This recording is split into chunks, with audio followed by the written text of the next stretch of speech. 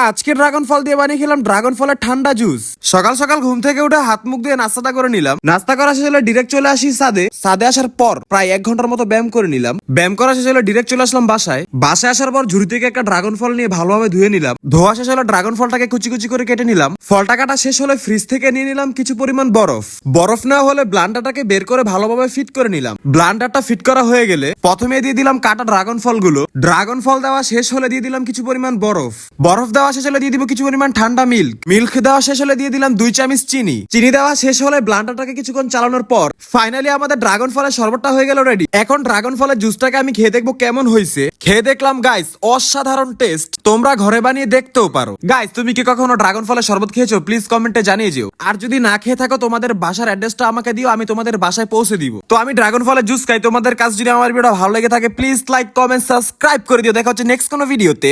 আল্লাহ হাফেজ। মাই worker job এদিকে trusted website.